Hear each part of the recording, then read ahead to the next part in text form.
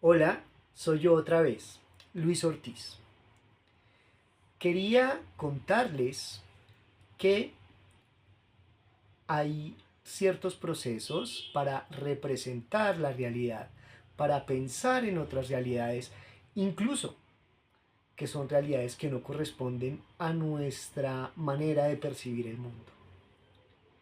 Pensemos que esto es la nada, el vacío, la no existencia. Para que algo exista, necesita ser nombrado. Solo eso. Incluso cosas que no tienen una existencia real, sino solamente conceptual. A esto me refiero, por ejemplo, con un unicornio. Los unicornios no existen o no hay un testimonio de alguien vivo que diga yo vi uno. Sin embargo, al decir la palabra unicornio, sabemos a qué se está refiriendo.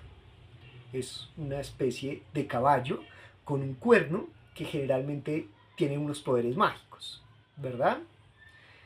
Entonces, démonos cuenta que simplemente al nombrarlo ya tiene una existencia, que no necesariamente es una existencia real, pero tiene una existencia. Pensemos que hay una idea en nuestra mente y que esa idea se va a materializar. No se puede materializar hasta que no le pongamos nombre. El nombre es lo que hace que exista.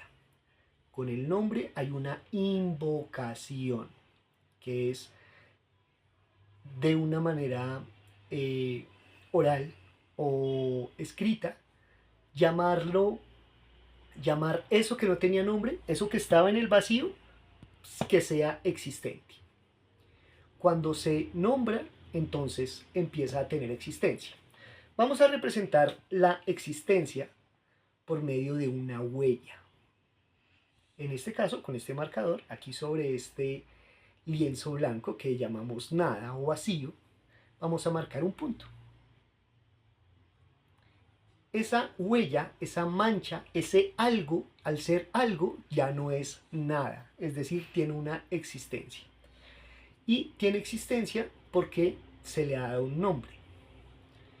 El nombre puede ser automóvil, ladrillo, balón, incluso, como les digo, cosas que no existen, como un Pegaso, un unicornio o una criatura que se acabe de inventar, como el Yuk Plux, por ejemplo, se me ocurre, que es una criatura que me acabo de inventar, pero ya le di nombre, entonces ya tiene existencia. Una vez teniendo existencia, teniendo esa mancha en ese espacio de nada, ese espacio vacío, pues ese espacio ya cobra un sentido, ya existe, hay un algo, así sea un concepto, que es lo más básico, el concepto. Cuando ese concepto tiene una corporeidad o una materia, entonces adquiere una existencia con unas en dos dimensiones, por así decirlo, de manera plana. Entonces, está esta dimensión y esta. Entonces, ya representemos a esa existencia, a ese algo, como un triángulo, por ejemplo. Ese ya es un cuerpo, un objeto, una existencia.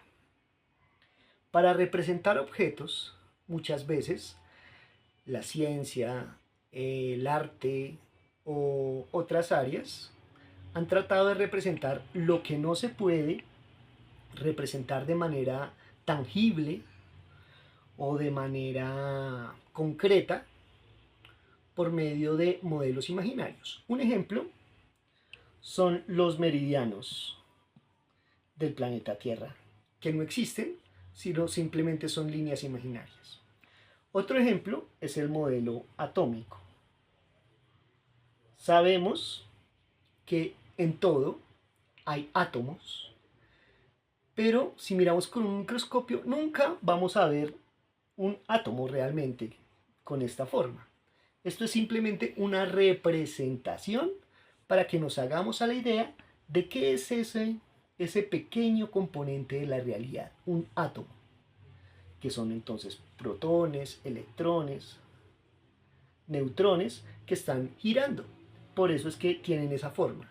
Sin embargo, no quiere decir que si miramos con un microscopio muy potente, lo podamos ver. No lo vamos a ver. Es simplemente una manera de representar. Entonces, en ese sentido, una vez representado en el plano, vamos a representar algo que existe con un triángulo, como les comenté.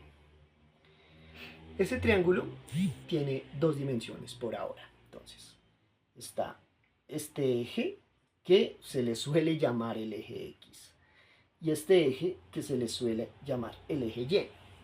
A veces le ponemos colorcitos, ¿no? Entonces, a veces en el software, por ejemplo, para representación espacial o gráfica, este eje tiene un color, ¿cierto? Como esta representación es únicamente plana, no tiene volumen, no podemos representar acá un objeto tridimensional que tenga volumen. Sin embargo, como les conté de que podemos representar gráficamente ciertas cosas, vamos a pintar un cubo que podríamos relacionarlo con el volumen. Entonces, es el cuadrado que se unen unos vértices y tiene un volumen. No existe realmente porque está plano, pero digamos que existe. Para eso existen las representaciones gráficas como les comenté. Entonces, oh sorpresa, que no solamente está esta parte, el eje X, también está este que está acá, el Y, y ahora hay un tercer eje, que es el que nos sacaría esta parte plana y tendría volumen, si lo pusiéramos a esta parte, como si yo cogiera esta figura y la sacara de acá, y la tuviéramos tangible, como si fuera un cubo de plastilina, o un cubo de vidrio. Entonces es este eje de acá, que es representado aquí con líneas diagonales, ¿no? Entonces este que le suelen llamar el eje Z a veces. Bien, hasta aquí vamos con nuestra representación de la tercera dimensión, como lo es este marcador, o mis gafas, o este tablero, que está aquí como con la corporeidad que tengo yo, que tiene usted, que tiene cualquier persona. Su mascota, por ejemplo, también hace parte de la tercera dimensión. Y hay una cuarta dimensión, que nosotros, por estar encerrados aquí, en esta dimensión, que es temporal, nosotros estamos aquí presos del tiempo, porque envejecemos, porque no comprendemos cómo regresar en el tiempo, cómo adelantarnos. Cuando lo comprendamos, entonces podremos trascender a una cuarta dimensión. Pero esa dimensión nosotros no la podemos comprender, porque como no estamos allá y no sabemos si hay viajes en el tiempo o no, porque nosotros no podemos concebir eso, porque envejecemos, porque se nos hace tarde, porque anochece. Entonces con el tiempo ya se van teniendo más años y es muy complicado, no concebimos eso de viajar en el tiempo o de tener otra percepción del tiempo. Pero básicamente podemos representar esa cuarta dimensión con este cubo, pero dentro de otro cubo. Es simplemente una representación gráfica. Entonces, es este cubo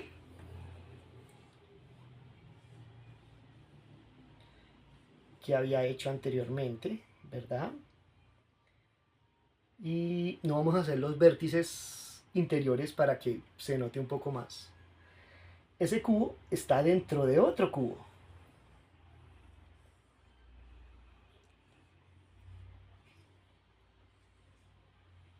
Esos vértices interiores sí los vamos a marcar.